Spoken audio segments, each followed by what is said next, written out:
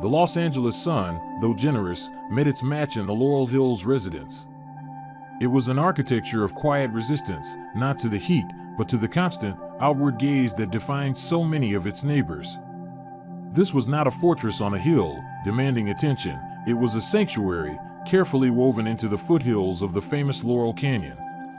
The design was immediately legible, a composition of 3 distinct pavilions, living, sleeping, and a combined guest house/garage, each serving a precise function, yet inextricably linked by the threads of glass and wood.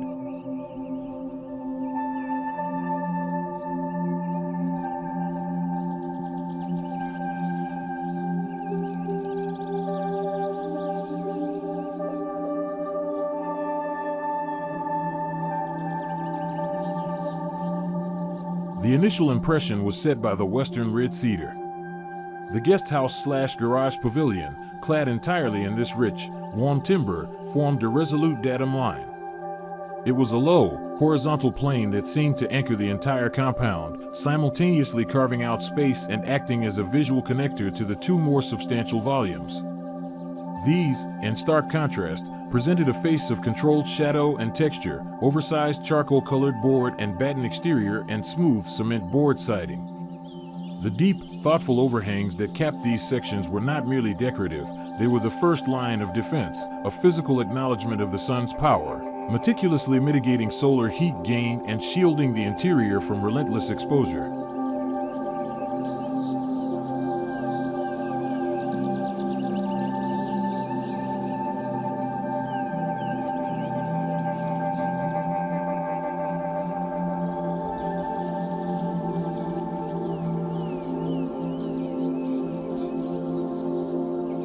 Approach was a ritual of quietude.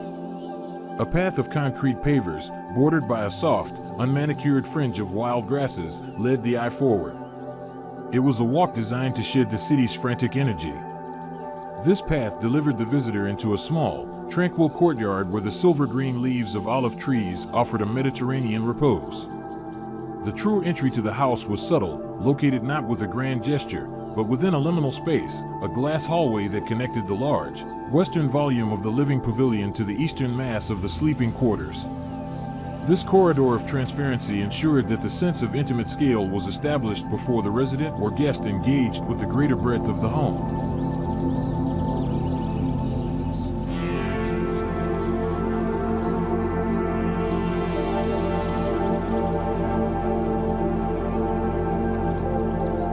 Stepping inside the living pavilion was to experience a seamless unfolding of space.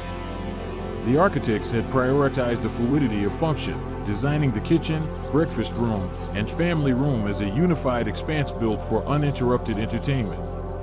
There were no sharp corners or obstructive walls, only a harmony of transparency and lightness that allowed conversation and movement to flow effortlessly.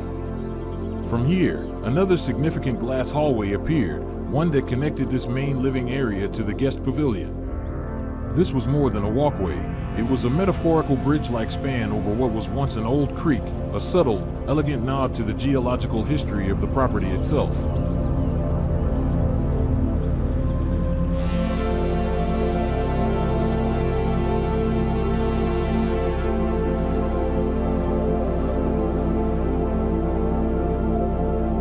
The true genius of the Laurel Hills Residence lay in its deliberate inward focus. While other iconic Los Angeles homes chased panoramic city lights, this residence turned its gaze toward a more ancient, more enduring beauty, the majestic backdrop of lush and mature trees that cloaked the hills. The architects redefined the very concept of the building envelope. The surrounding trees and hills were not merely the scenery, they were taken to be the walls of the house. The exterior walls were thus reconceived as a series of partition walls, blurring the line between inside and out.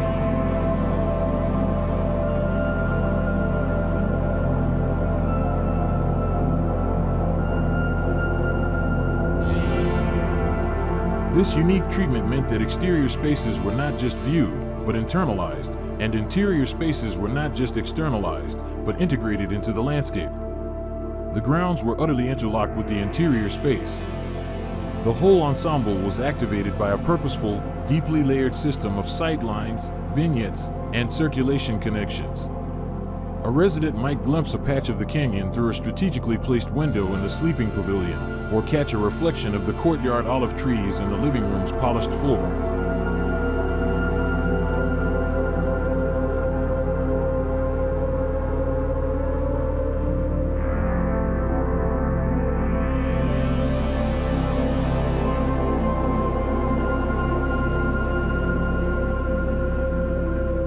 Natural light was the lifeblood of this design.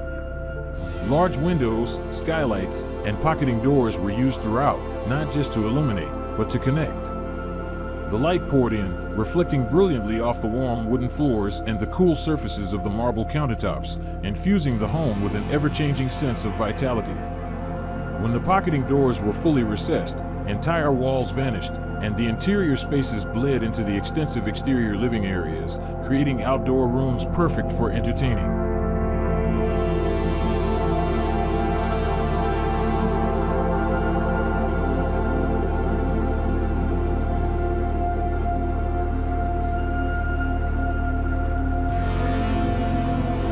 The outdoor amenities were as carefully considered as the indoor spaces.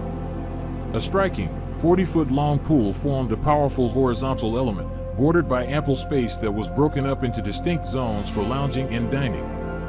The material palette remained a minimalist, neutral canvas. The charcoal-colored panels and Western Red Cedar provided the perfect foil for the landscape, which was intentionally populated with California native species to root the structure authentically in its environment.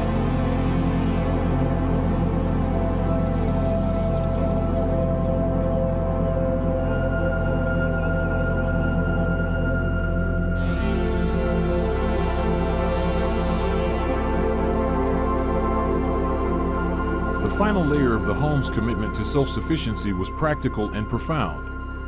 The large surface area of the living volume was utilized to its full potential, providing enough space for more than 50 solar panels.